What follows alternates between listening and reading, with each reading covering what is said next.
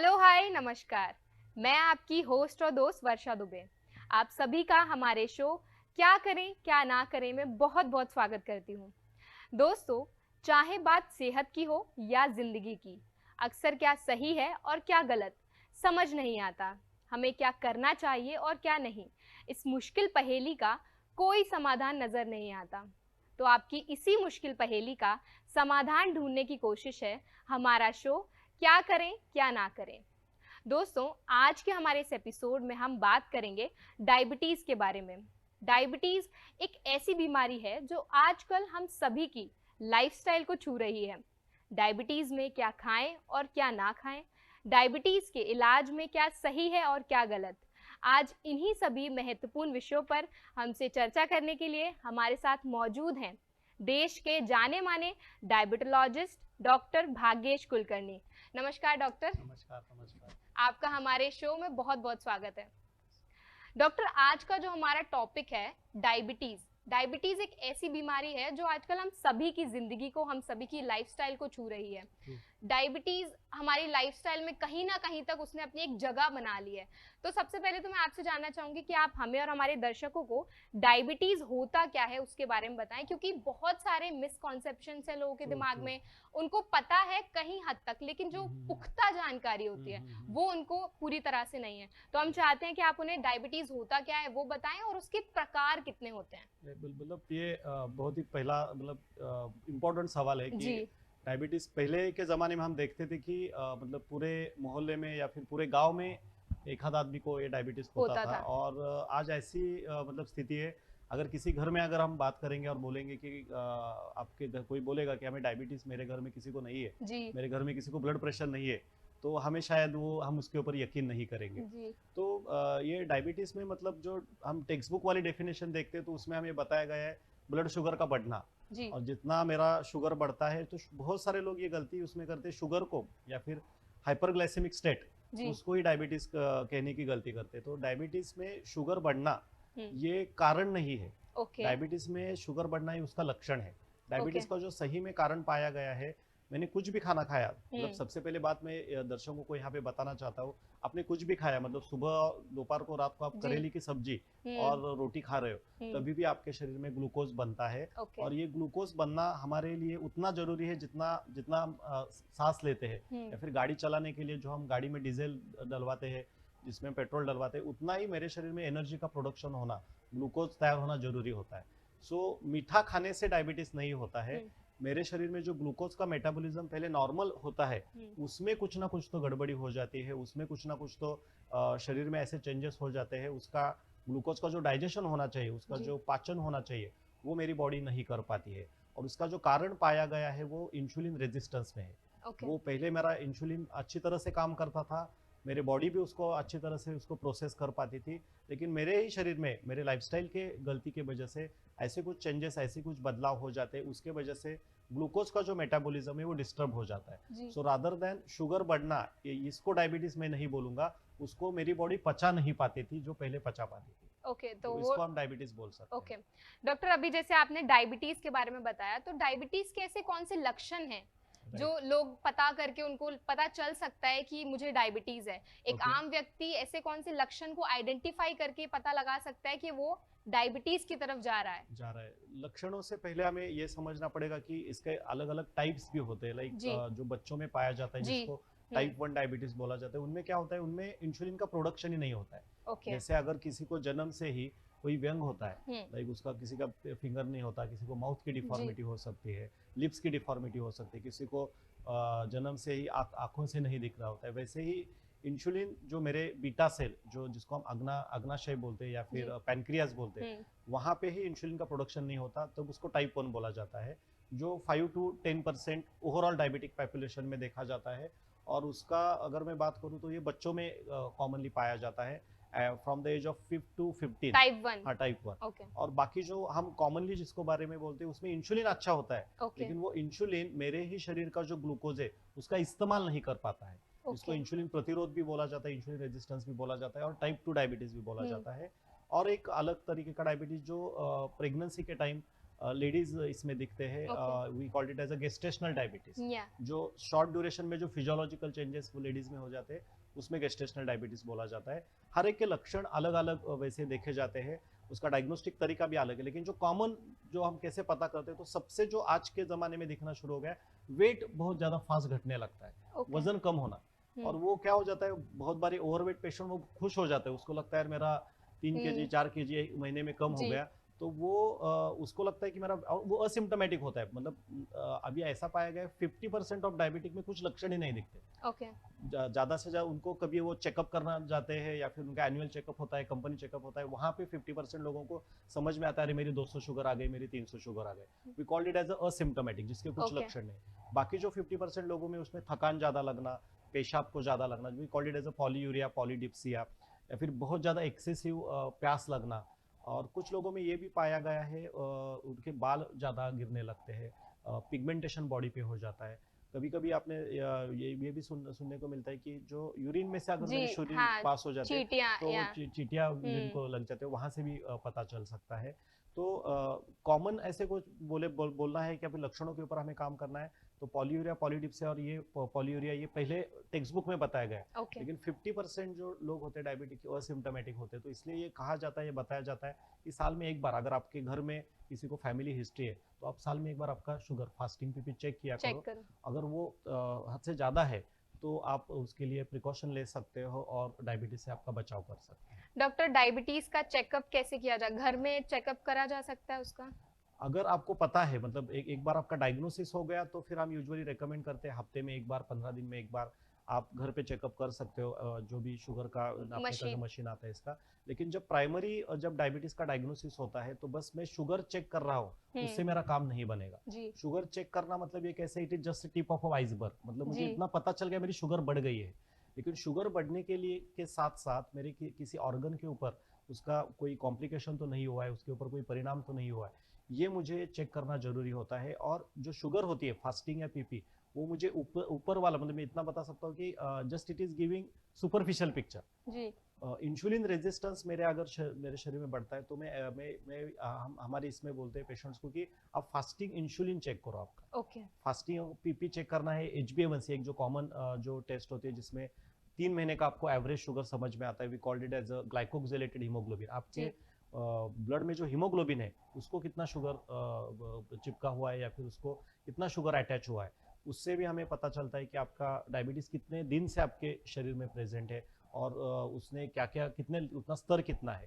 तो ये भी एक टेस्ट है, उसका आपको पता चल सकता है। लेकिन अगर आपको जड़ तक जाना है जी आपके डायबिटीज के, तो आपका डायबिटीज किसके वजह से, मेरे शरीर में फैट बढ़ने की वजह से हुआ है, एसिड बढ़ने की वजह से हुआ है, जी खान पान के चेंजेस की वजह से हुआ है, या फिर कभी कभी न्यूट्रिशन की डिफिशियंसी की वजह से भी हो सकता है।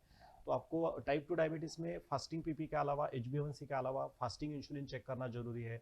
अगर आपका ब्लड प्रेशर भी हाई जा रहा है, तो आपको HSCRP, जिसको highly sensitive C reactive protein बोलते हैं हम, ओके अपोलाइपोप्रोटीन बी नाम का एक टेस्ट आता है, उससे भी आपको पता चलता है। और अगर आपको मतलब बहुत सारे फीमेल पेशेंट्स होते हैं, उसमें बाल झड़ना, हाथ पैर में दर्द करना, तो उनमें विटामिन B12 और विटामिन डी भी उसकी कमी पाई गई है। बहुत सारे लोगों में हीमोग्लोबिन की कमी आती है, जी फॉलिक एसिड उनका कम होता है।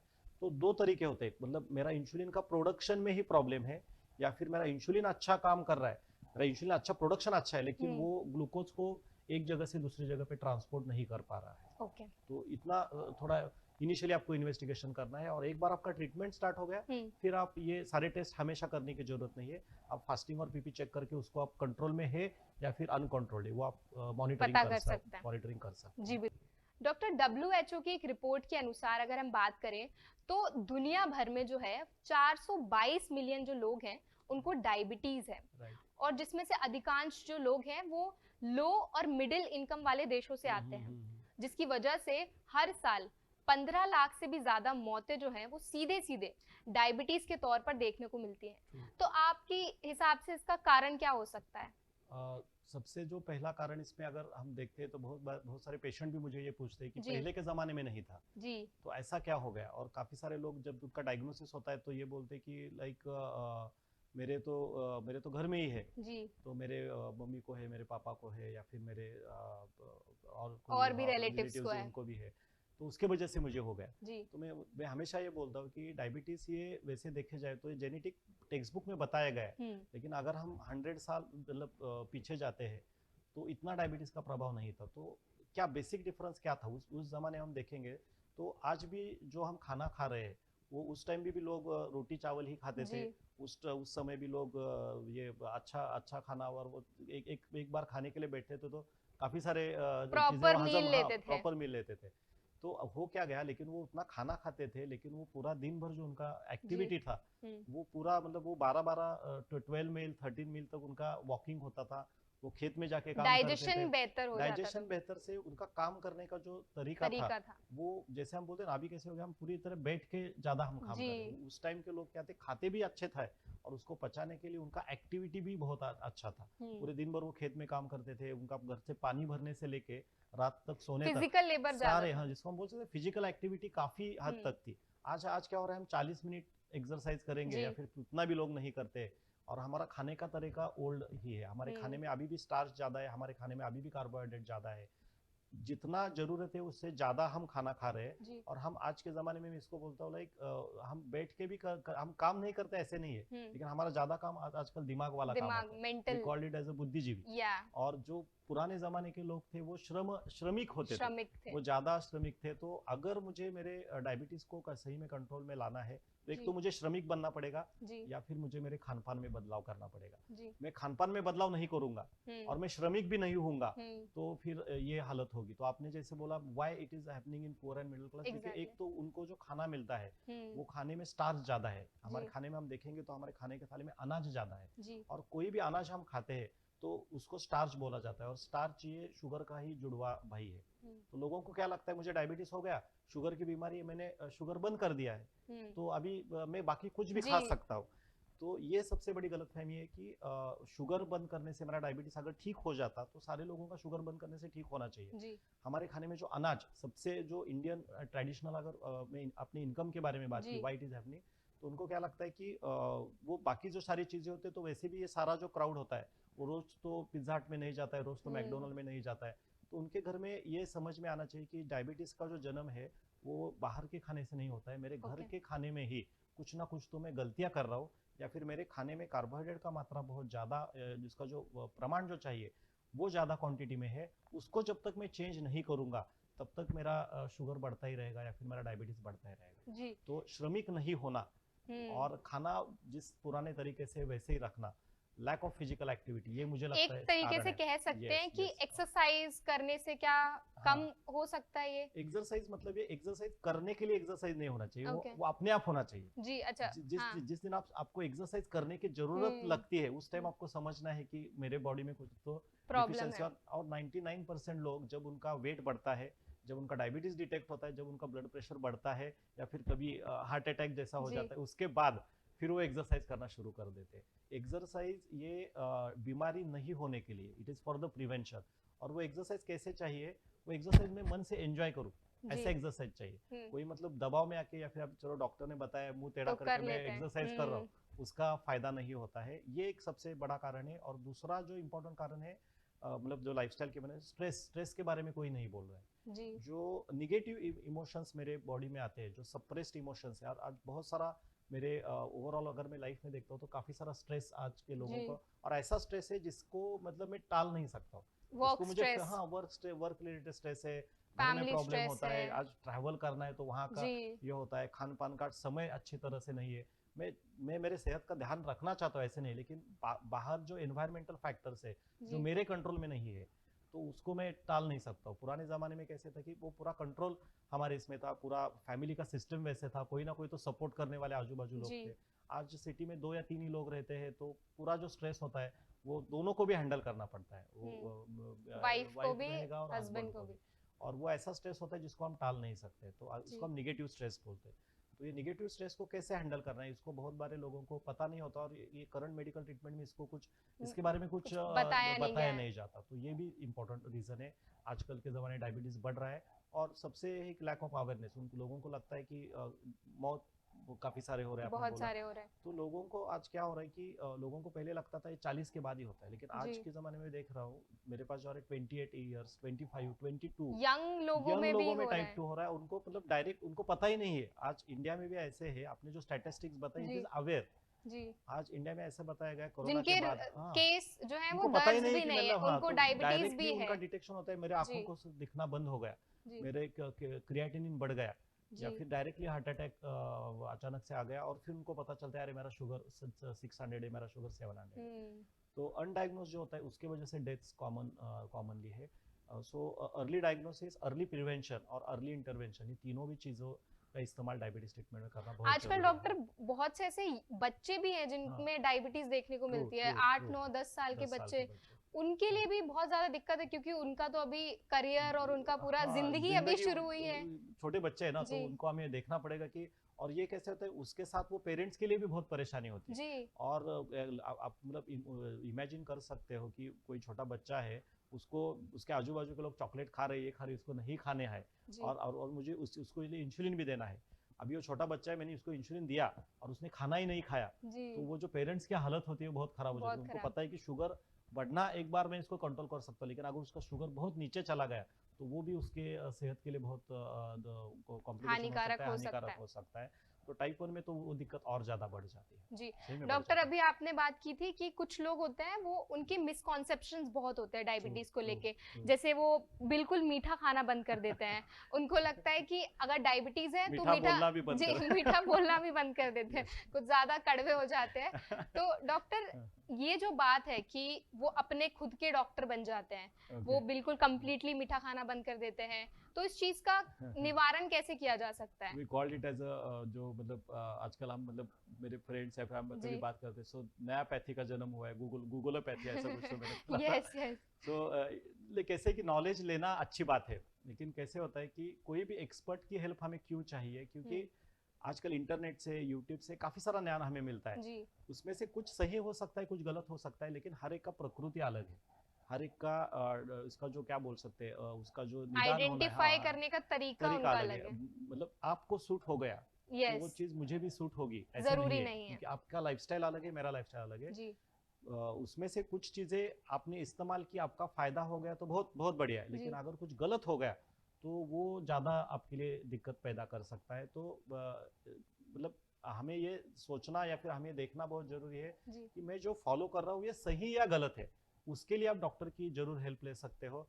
खुद से ही करोगे, खुद ही खुद के डॉक्टर बन जाओगे, जी। तो फिर वो दोनों के लिए आपको तैयारी चाहिए कि एक हम्म। एक मेरा मुझे बेनिफिट भी हो सकता है, लेकिन अचानक से मुझे कुछ कॉम्प्लिकेशन हो गया, तो फिर वो आपको कैसे सॉल्व करना है उसके बारे में आपको पता नहीं होता है। और काफी सारे लोग क्या करते हैं, मैं एलोपैथी मेडिसिन भी लूंगा या हम्म। आयुर्वेद का भी इस्तेमाल करूंगा, वो या फिर ये भी पनीर फूल भी इस्तेमाल करूंगा, और ये जी। डायबिटिक पेशेंट में उसमें बहुत बार क्या हो जाता है, उसका एक्सप्लॉइटेशन होता है। जी आजकल बिल्कुल। मार्केट में क्या हो रहा है कि बहुत सारे लोगों को क्या लगता है कि मेरा शुगर कम करने वाले जो काफी सारे प्रोडक्ट्स है, जैसे तो मैं प्रोडक्ट लूंगा, जूस हो हाँ गए हाँ बहुत हाँ, सारे, बहुत सारे जूस होते करेला हैं, का जूस हो गया। राइट। तो ये कैसे है, ये एक मतलब बोलते हैं जैसे ट्रिक है, एक सिंपल जी। ट्रिक है जिसके आपका शुगर कंट्रोल आएगा, इससे आपका डायबिटीज ठीक नहीं ठीक होगा। नहीं होगा। आपको ये समझना बहुत जरूरी है कि बचपन से आपने मेटफॉर्मिन नहीं लिया या फिर बचपन से आपने करेला जूस नहीं लिया, नहीं इसके लिया। वजह से आपको डायबिटीज नहीं हुआ नहीं है। हुआ।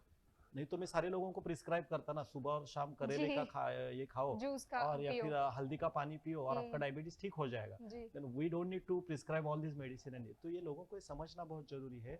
कोई भी प्रोडक्ट जो है ये हमारी मदद के लिए है, जी। उससे आपका डायबिटीज ठीक नहीं होगा, जस्ट आपका शुगर कंट्रोल में आएगा। जब तक आप उसके जड़ तक नहीं जाते हो, जब तक आपके लाइफस्टाइल में आप बदलाव नहीं करते हो, आपके स्ट्रेस को कैसे मैनेज करना है, आपके बॉडी में जो एसिड बढ़ा है उसको कैसे कम करना है, आपका न्यूट्रिशन कैसे बढ़ाना है, आपका इंसुलिन रेजिस्टेंस कैसे कम करना है, ये जब तक आप नहीं समझोगे, नहीं सीखोगे, तब तक आप डायबिटीज के ठीक नहीं कर सकते, कंट्रोल में भी नहीं ला सकते हो। जी। डॉक्टर, अगर किसी व्यक्ति को डायबिटीज है तो उसको मेजर किस तरह का लाइफस्टाइल फॉलो करना चाहिए? ऐसी कौन सी चीजें हैं जो उसको खानी चाहिए और कौन सी चीजें उसको कंप्लीटली अवॉइड करनी चाहिए? ये तो काफी मतलब ये मैं बात करूंगा तो जी। मतलब 2 घंटे 3 घंटे भी कम पड़ जाएंगे। जी। लेकिन एक मैं इसमें एक सही में बताना चाहता हूँ, जो भी इतने सारे अभी तक कम से कम मतलब 10 साल से मैंने 2 लाख से ज्यादा पेशेंट्स डायबिटीज के किए हैं। देखे, ट्रीट किए, तो मुझे ये देखने को मिला कि डायबिटीज इसमें आयुर्वेदा में बहुत बताया, मतलब मैं एलोपैथी में हमने तो डायबिटीज टेक्निकली सीखा है, जी। लेकिन आयुर्वेद के माध्यम से ये हमें पता चलता है कि हमारी जो बॉडी है 5 एलिमेंट से बनी है, और जी। उसमें जो सबसे बड़ा एलिमेंट होता है वो वाटर एलिमेंट। 72% मेरे वाटर है शरीर बॉडी में पानी है।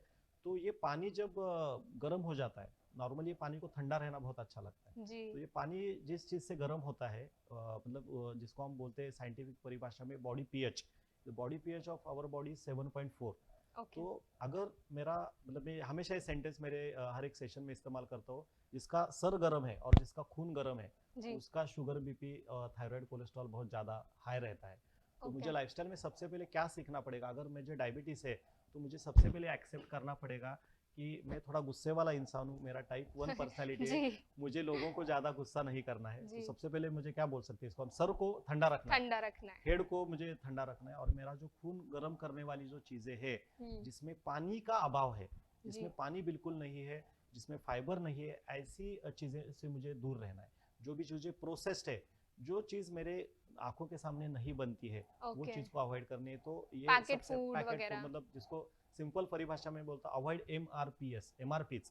ओके एमआरपीज हम नॉर्मली देखते जो हैं, हाँ, प्राइस टैग उसका प्राइस टैग होता है। जी अगर आपके डायबिटीज के ऊपर या फिर आपके हेल्थ के ऊपर आपका एमआरपी नहीं बढ़ाना है तो आप जी एमआरपीज को अवॉइड करो। एम जी स्टैंड्स फॉर बिल्कुल मिल्क एंड मैदा, ओके जो सबसे इम्पोर्टेंट इसमें। और बहुत सारे लोगों मिल्क मिल्क के बारे में मैं आगे बोलूंगा। जी तो बहुत सारे लोगों को लगता है एनिमल मिल्क के बारे में मैं बात कर रहा हूँ। तो जी एनिमल मिल्क में जो केजीन नाम का प्रोटीन होता है वो आपकी इंसुलिन या फिर बीटा सेल को बिल्कुल ये नहीं काम करने नहीं देता है। ओके आपको डायबिटीज है तो सबसे पहले आपको कुछ दिनों के लिए, जब तक आपका डायबिटीज कंट्रोल में नहीं आता है, आपको एनिमल मिल्क से बच के रहना है। अवॉइड करना है मैदा नहीं आपको ये करना है, तो काफी सारे लोगों को पता है। Then P stands for processed, जो भी चीज प्रोसेस्ड है उसमें से पानी निकाला जाता है। वो चीज खाने के लिए अच्छी लगती है, भले ही वो शुगर फ्री है, जी उसमें कुछ भी शुगर नहीं, लेकिन वो उसको पचाने के लिए बॉडी को एसिड बढ़ाना पड़ता है। जी इसलिए आपको प्रोसेस फूड से दूर रहना है। तीसरा आता है पैक। पैक वाली चीज़ों को मैं बोलता हूँ पैक में ही रखो, उसमें अच्छी लगती है, जी वो आप घर पे मत लेके आओ। और शुगर एंड सॉल्ट, ये तो सब लोगों को पता है। So you have to avoid MRPs. और आपके खाने में एक सिंपल बदलाव आप कर सकते हैं, जिस चीज़ में जो भी चीज़ नेचुरल है, जो भी चीज़ ओरिजिनल है, जैसे खाने में हम फ्रूट्स का इस्तेमाल ज़्यादा कर सकते हैं। बहुत सारे लोगों के गैर समझ में फ्रूट्स नहीं खा सकता हूँ, लेकिन डायबिटीज़ को तो मैं बताता हूँ, फ्रूट्स आप खाली पेट या फिर शाम को कोई 4 भी या 5 फ्रूट कोई भी फ्रूट खाओ, और अलग अलग टाइप्स के फ्रूट्स खाने हैं, पीने नहीं है। ओके काफी सारे लोग उसमें जूस गलती क्या नहीं करते हैं, लेना उसका जूस निकालते हैं। जूस निकालोगे तो उसका फाइबर आपने निकाल दिया।